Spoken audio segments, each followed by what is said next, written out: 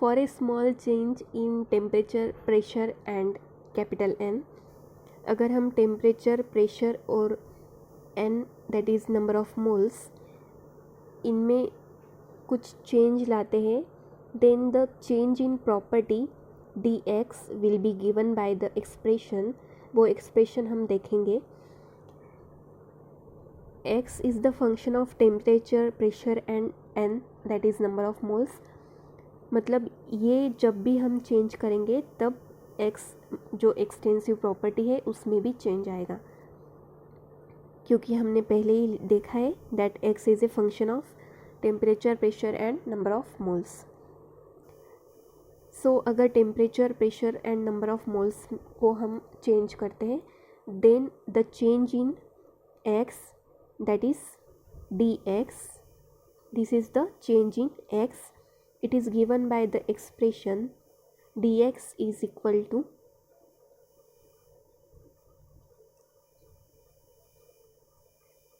del x upon del t into dt at constant pressure and number of moles, plus del x upon del p into dp at constant temperature and number of moles।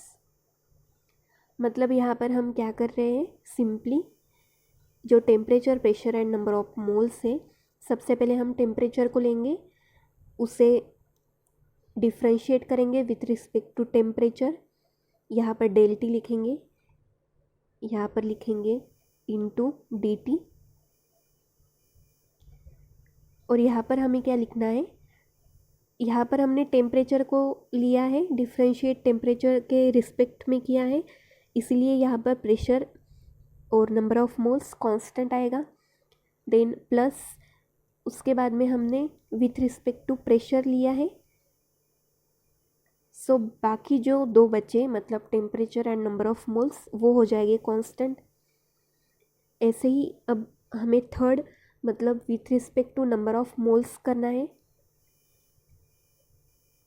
सो क्या आएगा यहाँ पर, plus del x upon del n1, first जो number of moles था n1 उसके respect में हमने differentiate करा, यहाँ पर आएगा dn1। सो यहाँ पर कांस्टेंट क्या आएगा, बाकी जो भी बचा था दैट इज़ टेम्परेचर, प्रेशर और n1 तो यहाँ पर हमने डिफ्रेंशिएशन में ले लिया, सो यहाँ पर आएगा n2, n2 से स्टार्ट होगा और ये जाएगा अप टू nj।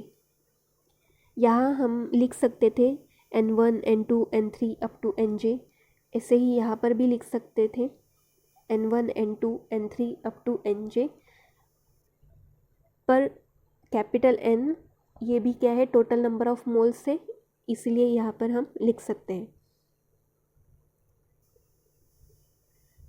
अब आगे हम क्या लिखेंगे,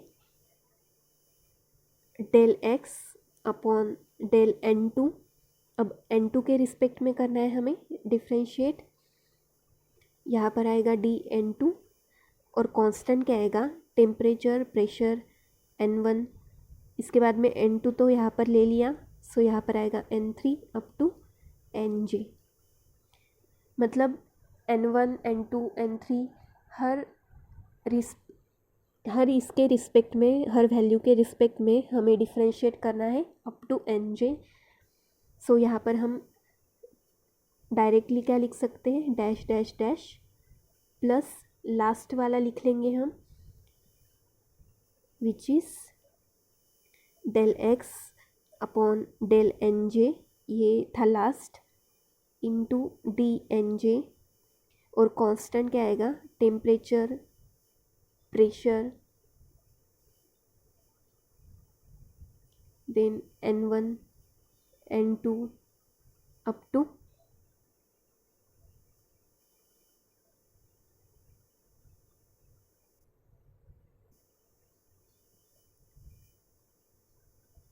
n J-1। अब यहाँ पर हमने J-1 क्यों लिया, क्योंकि NJ यहाँ पर हमने जो लास्ट वाली वैल्यू थी वो लिख ली है, उसके रिस्पेक्ट में डिफ्रेंशिएट कर लिया था। सो NJ के पहले जो आएगा वहाँ तक ही हमें यहाँ पर कांस्टेंट लिखना है। सो NJ के पहले क्या आएगा, NJ-1।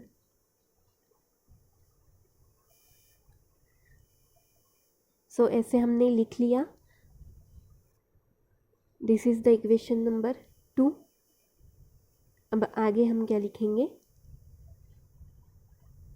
The quantity that is del x upon del ni into dni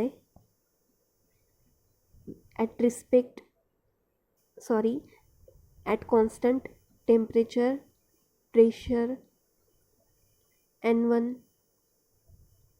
n2 up to nj। अब यहाँ पर i क्या है, i कोई भी वैल्यू हो सकती है। I can be 1 2 3 up to j। मतलब I वैल्यू के जगह पे हम कुछ भी लिख सकते हैं। यहाँ पर अगर हम I इज़ इक्वल टू 2 लेंगे तो यहाँ पर क्या आएगा, dn2, यहाँ पर आएगा del n2।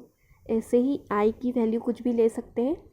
सो सिंपली हमें क्या देखना है, अगर यहाँ पर हम कोई भी वैल्यू डालते हैं तो इसका मीनिंग क्या होता है,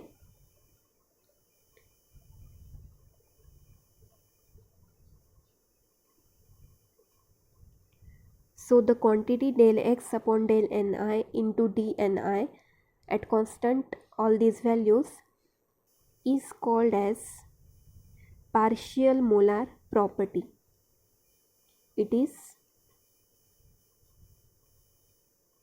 partial molar property.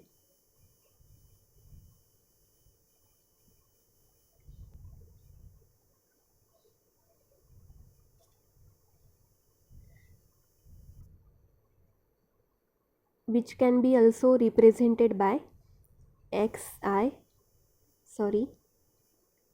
this can be also represented as xi bar. It is also partial molar property. अब यहाँ पर अगर x क्या थी, हमने कंसीडर की थी कोई भी एक्सटेंसिव प्रॉपर्टी। सो x के जगह पे हम यहाँ पर कुछ भी लिख सकते हैं, जो भी हमने एक्सटेंसिव प्रॉपर्टी देखी थी, internal energy, enthalpy, entropy, volume. So ये सब एक्सटेंसिव प्रॉपर्टी हम यहाँ पर x के जगह पे ले सकते हैं। सबसे पहले हम देखेंगे दैट डेल यू, एक्स के जगह पे हमने क्या लिखा, internal energy U upon del N I into D N I at constant temperature, pressure n1 n2 up to nj। इसी को हम क्या लिख सकते हैं, यू आई बार। एक्स आई बार के जगह पे, एक्स के जगह पे हमने क्या लिखा है, सिर्फ इंटरनल एनर्जी। जहाँ जहाँ एक्स था वहाँ पर हमने यू लिखा है। सो इसको क्या बोलेंगे हम, this is the partial molar internal energy. This is the partial molar internal energy.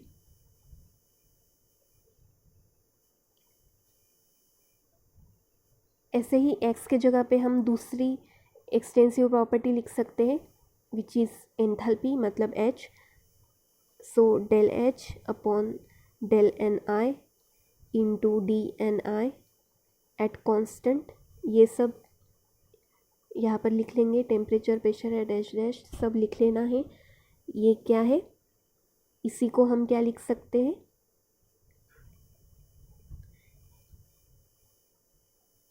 H I बार। इसको बोलेंगे हम partial molar enthalpy. This is the partial molar enthalpy.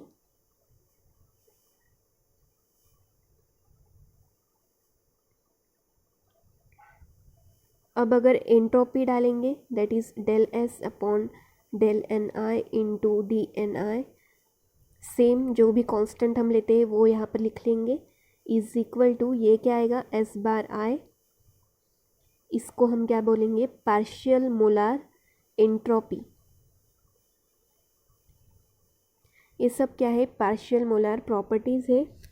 ऐसे ही वॉल्यूम को अगर लिखेंगे that is del V upon del N I into D N I, that is at constant temperature pressure N1 N2 up to Nj, ये क्या आएगा we आई बार, इसको क्या लिख सकते हैं हम पार्शियल मोलार वॉल्यूम। मतलब ये सब क्या थी पार्शियल मोलार प्रॉपर्टीज़ थी। एक्स के जगह पे हमने अलग अलग एक्सटेंसिव प्रॉपर्टी लेके उसके फॉर्मूले डिराइव किए। These are the partial molar properties.